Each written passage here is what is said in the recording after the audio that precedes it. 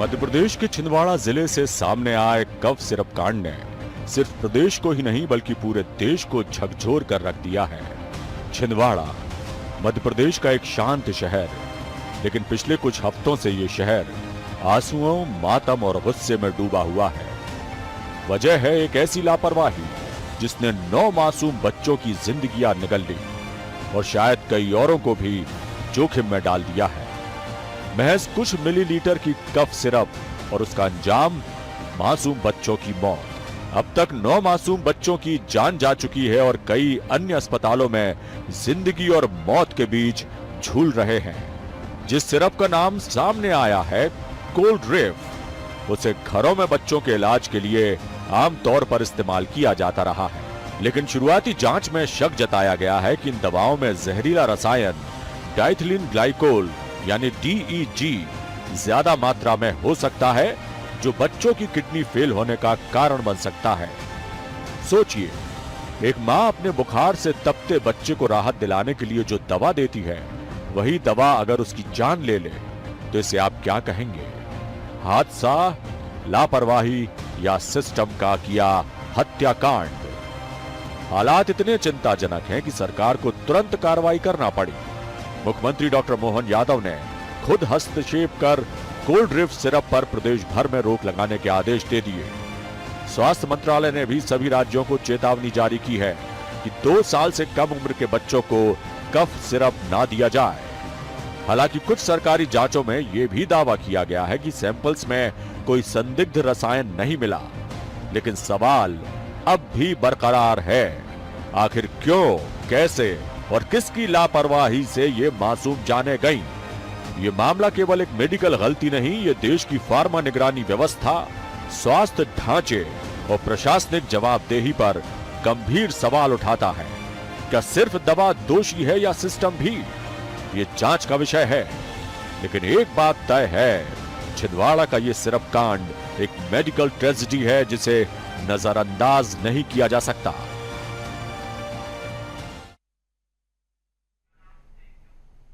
नमस्कार, BS TV देख रहे हैं आप। मैं हूं आपके साथ अभिनय सिंह चौहान। छिंदवाड़ा, जहां अब सवाल उठ रहे हैं ना सिर्फ एक कफ सिरप की जहर भरी बोतल को लेकर, बल्कि पूरे सिस्टम की जहरीली लापरवाही को लेकर। क्या मासूम बच्चों की मौत को हम दुर्घटना कहकर टाल सकते हैं, या फिर यह एक गहरी चूक है उस स्वास्थ्य व्यवस्था की जिसे हम सुरक्षित समझते रहे हैं? जब सरकार की जांच में विरोधाभासी रिपोर्ट सामने आती हैं, तो क्या हमें यह मान लेना चाहिए कि यहां अब सब कुछ ठीक नहीं है? और अगर नहीं है तो आखिर जिम्मेदार कौन है? क्या दोष सिर्फ दवा कंपनी का है, या वह अनदेखी, वह कमजोर निगरानी, वह प्रशासन की सुस्ती जो लगातार इस तरह के हादसों को जन्म देती है? छिंदवाड़ा का यह कफ सिरप कांड केवल एक ट्रेजेडी नहीं बल्कि एक चेतावनी है जो हमें झकझोरती है, सोचने पर मजबूर करती है और जवाब मांगती है। आज हम इसी सवाल के साथ इस शुरुआत कर रहे हैं सवालों की, क्या हमारे सिस्टम में कोई लूप होल है? इन चेहरों को जरा गौर से देखिए। ये वही चेहरे हैं जो छिंदवाड़ा जिले के परासिया में रहने वालों के या तो स्वास्थ्य के लिए जिम्मेदार हैं या फिर प्रशासनिक सेवाओं में इनकी ही जवाबदेही बनती है। और फिर मध्य प्रदेश की हेल्थ की सबसे बड़ी प्रहरी स्वास्थ्य मंत्री राजेंद्र शुक्ल इंदौर के एमवाय कांड से लेकर जबलपुर के सुभाष चंद्र बोस अस्पताल में चूहों की कुतरन तक पीड़ितों से लेकर प्रदेश की जनता ने इन्हें बहुत ढूंढा, लेकिन मंत्री जी कहीं नजर नहीं आए। BS टीवी के सवाल, क्या मासूम बच्चों की मौत गहरी लापरवाही का नतीजा है? क्या जिम्मेदार अधिकारियों ने समय रहते सही कदम उठाए? क्या दवाओं की गुणवत्ता पर हमारी निगरानी प्रभावी है? क्या प्रशासन का रवैया जवाबदेही से मुक्त है?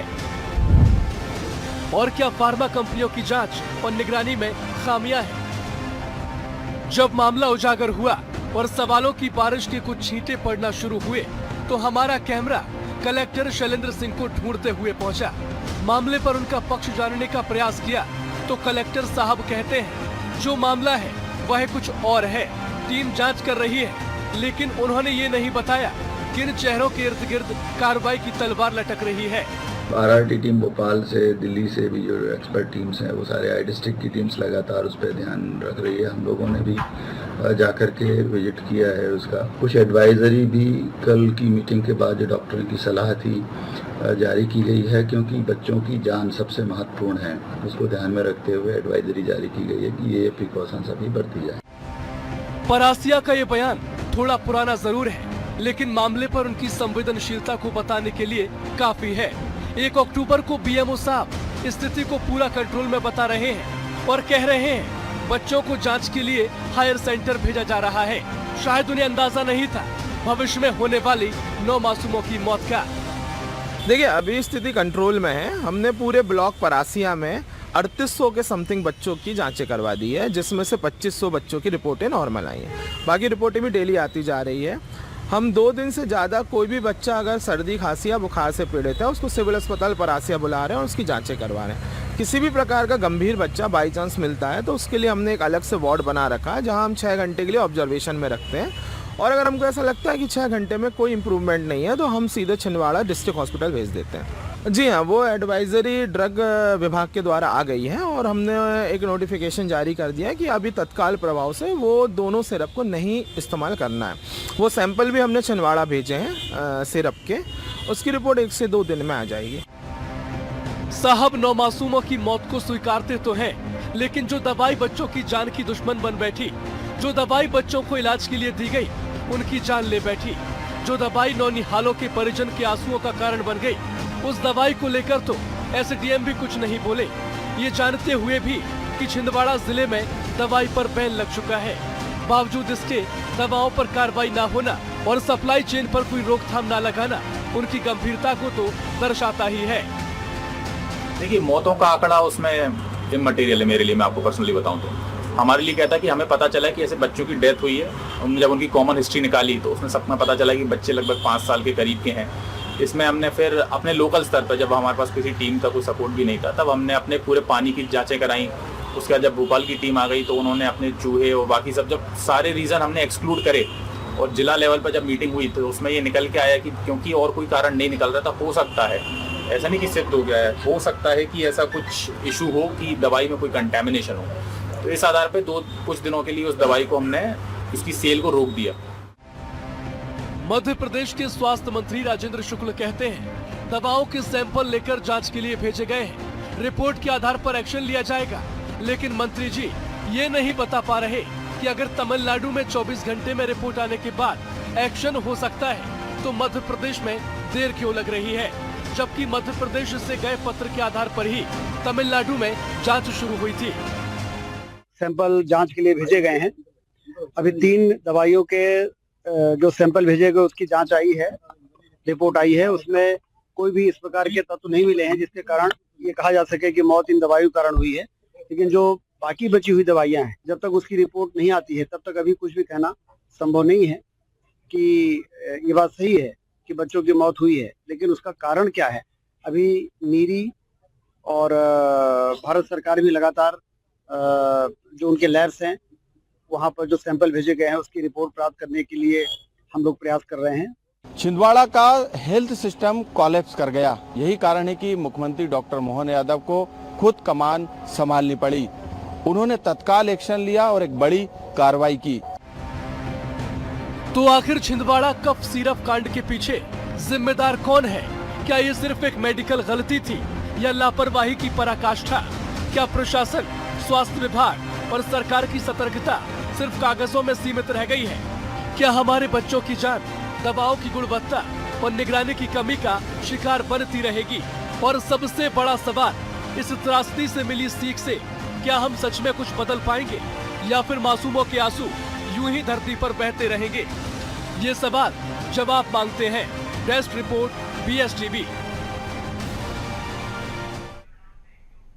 मुख्यमंत्री डॉक्टर मोहन यादव ने छिंदवाड़ा कफ सिरप कांड के बाद गंभीरता दिखाते हुए तुरंत कदम उठाए। उन्होंने मामले की पूरी जांच के आदेश दिए और दोषियों के खिलाफ सख्त कार्रवाई का निर्देश भी दिया। इसके अलावा उन्होंने कोल्ड ड्रिफ्ट कफ सिरप पर मध्य प्रदेश भर में प्रतिबंध लगवाया ताकि ऐसी घटनाएं दोबारा ना हो। उन्होंने स्वास्थ्य विभाग को भी सतर्क रहने को कहा और ऐसी दवाओं की कड़ी जांच करने के निर्देश भी दिए। मुख्यमंत्री ने कहा कि बच्चों की जान बचाना प्राथमिकता है और इस मामले में कोई भी लापरवाही बर्दाश्त नहीं की जाएगी।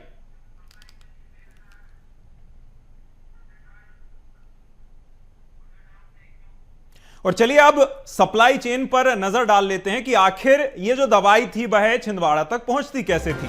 तो श्री सन फार्मास्यूटिकल्स इस कोल्ड ड्रिप कंपनी का उत्पादन करती है, जो कि कटारिया फार्मास्यूटिकल्स की ओर से सप्लाई इस दवाई की छिंदवाड़ा में की जाती थी। श्री सन फार्मा कंपनी के मैनेजर की डिमांड पर इसकी सप्लाई छिंदवाड़ा में होती थी और जो कटारिया फार्मास्यूटिकल्स हैं, इन्होंने लगभग 660 कोल्ड ड्रिप की जो सिरप थी ये मंगाई थी। छिंदवाड़ा में आयुष फार्मा, न्यू अपना फार्मा और जैन मेडिकल को ही, यानी कि सिर्फ 3 मेडिकल्स को कोल्ड ड्रिप की सप्लाई होती थी।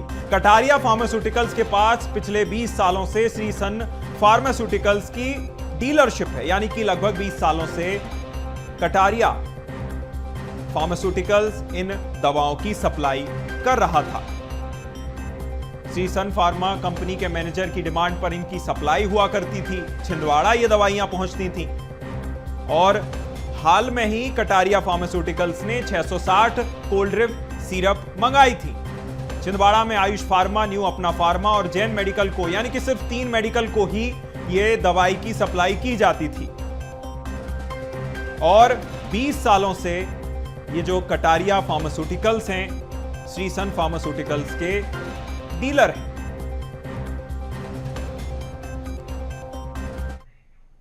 छिंदवाड़ा के परासिया में संदिग्ध कफ सिरप के सेवन से बच्चों की मौत के मामले में जबलपुर का कनेक्शन भी सामने आया। जानकारी के अनुसार कफ सिरप कटारिया फार्मा से सप्लाई की जाती थी और 660 बोतलें मंगाई गई थी। 594 बोतलें छिंदवाड़ा के 3 stockist Jain medical and general store और 3 मेडिकल को भेजी गई। इनमें कटारिया फार्मास्यूटिकल्स के पास भी ये दवाइयों का स्टॉक था। औषधि विभाग की टीम ने इनमें से 16 बोतलें जब्त कर ली हैं और 50 बोतलों को सीज कर दिया गया है। वहीं मामले की जांच भी तेजी से जारी है।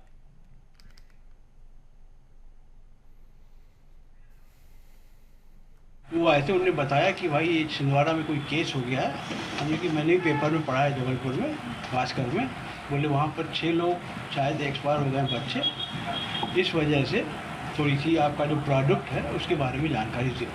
तो हमारा उन्होंने स्टॉक लिया, हमारे पास 660 बोतल कंपनी से आई थी, 594 बोतल छिंदवाड़ा में गई हैं। 3 स्टॉकिस्ट के यहाँ 3 स्टॉकिस्ट हैं, Jain medical and general stores, Ayush pharma, new अपना फार्मा, इन तीनों को माल किया है।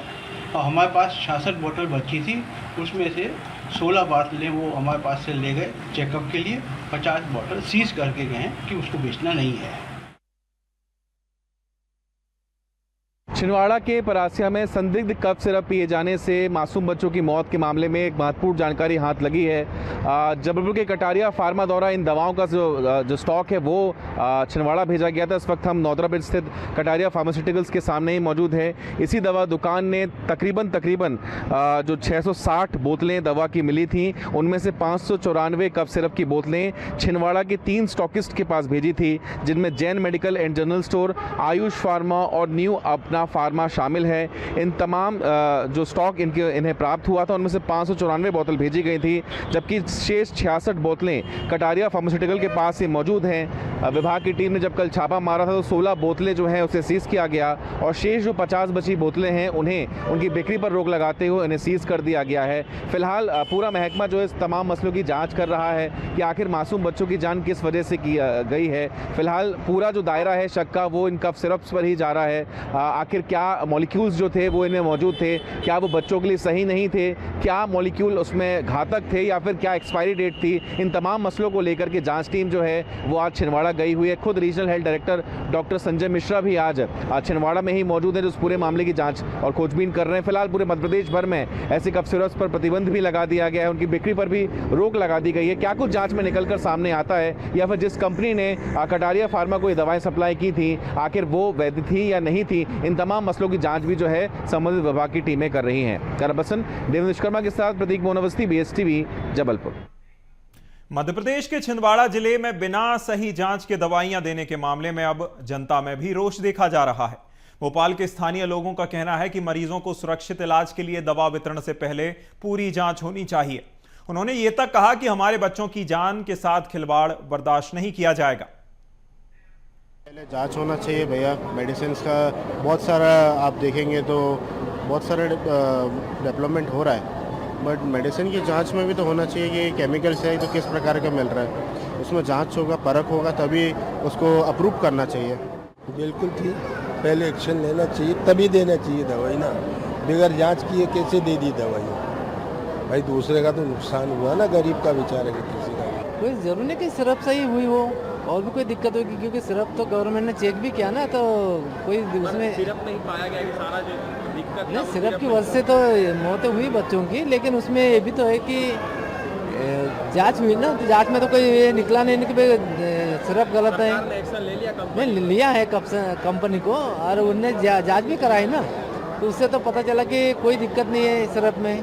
दवाई गोली सही मिलना चाहिए अस्पतालों में, तो इसलिए तो आते हैं इंसान काहे के लिए आते हैं अस्पतालों में, दवाई गोली अच्छी मिल जाए, मरीज सही हो जाए, इसीलिए तो आता है इंसान।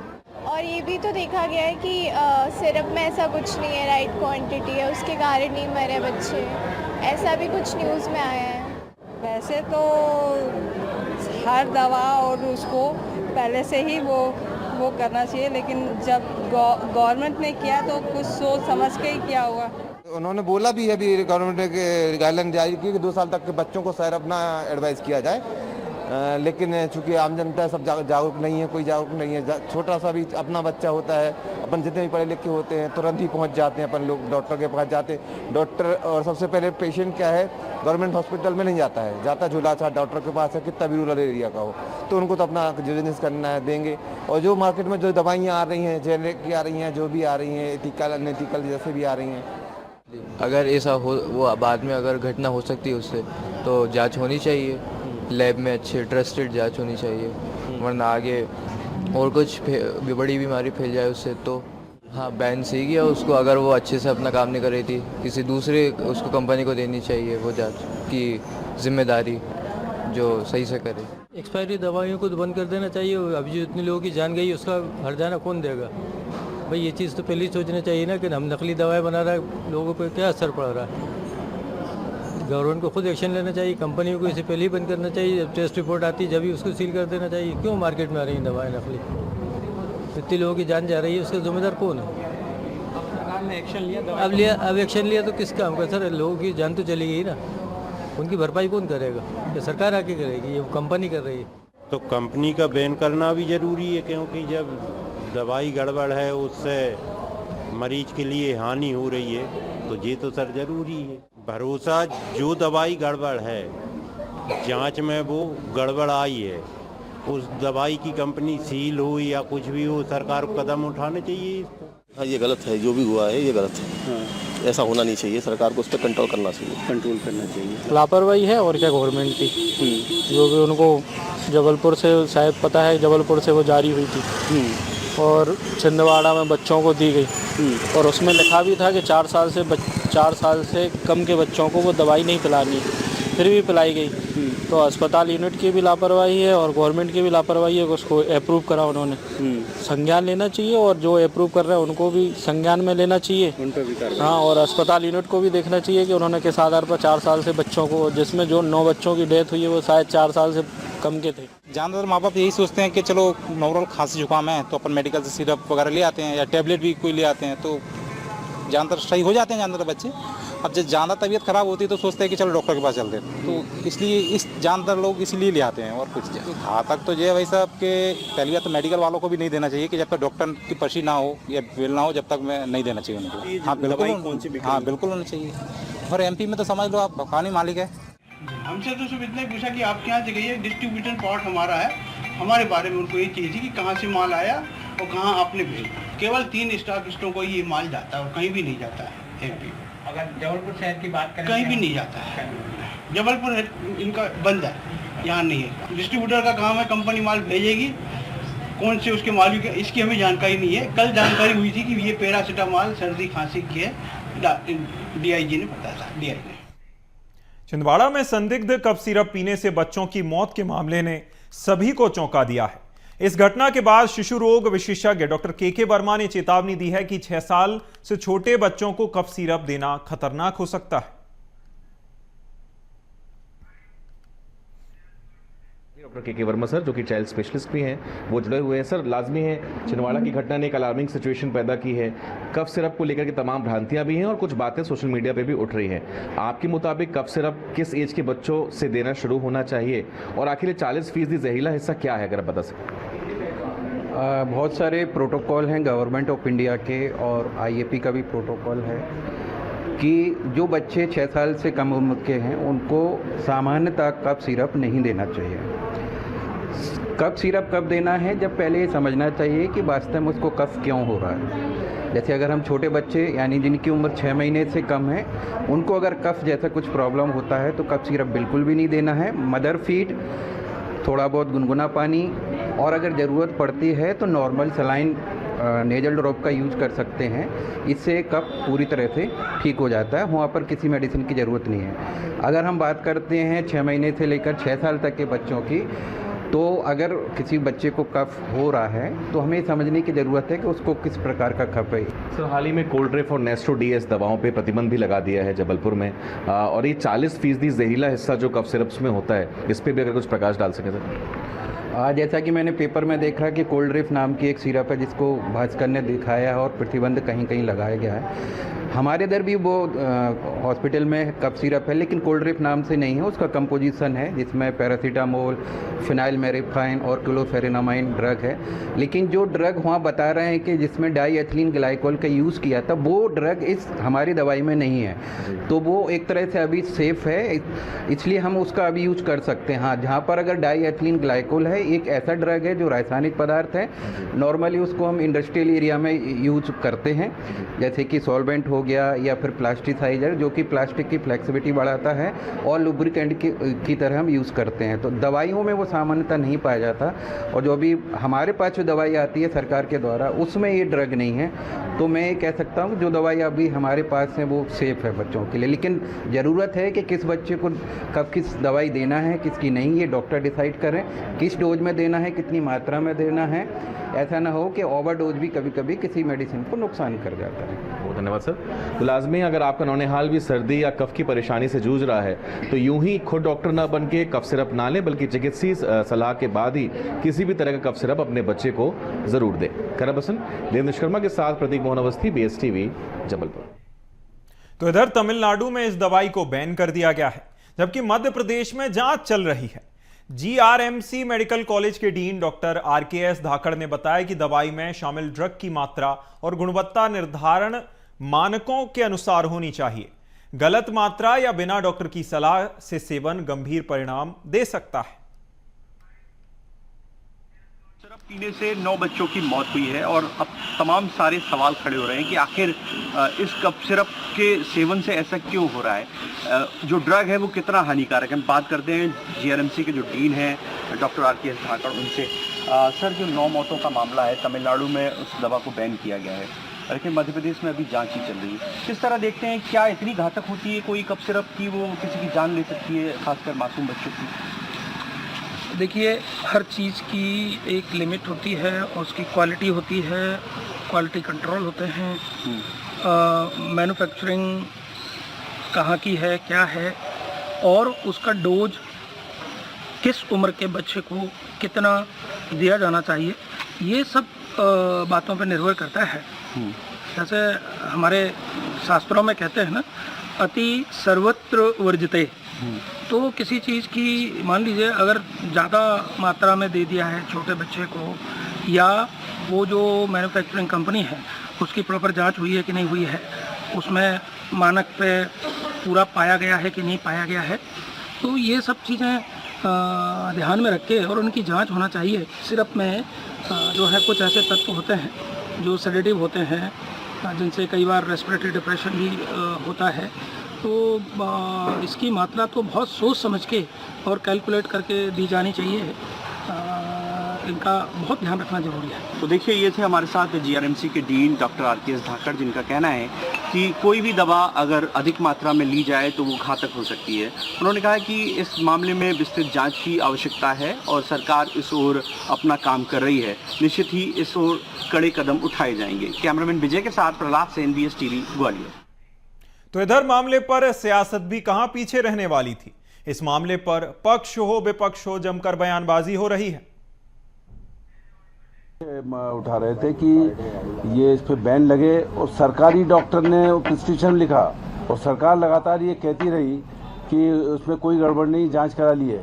और कल भी हमने कहा था कि इस कंपनी को बैन किया जाए, इसके पूरे प्रोडक्ट बैन किया जाए, केवल छिंदवाड़ा नहीं, पूरे मध्य प्रदेश नहीं, देश के अंदर। तब जाके सरकार जागी है। उस कंपनी को ब्लैक लिस्ट करके उसके जो मालिक है उसको सीधा सीधा जेल भेजना चाहिए और जो जिन बच्चों की जान गई है उनके परिवार को 10-10 लाख रुपए दे मध्य प्रदेश की सरकार। माननीय मुख्यमंत्री डॉक्टर मोहन यादव जी के निर्देश पर कोल्ड रिफ जो सिरप है उसको पूरे प्रदेश में बैन किया गया है। जांच के बाद तुरंत कार्रवाई की गई है।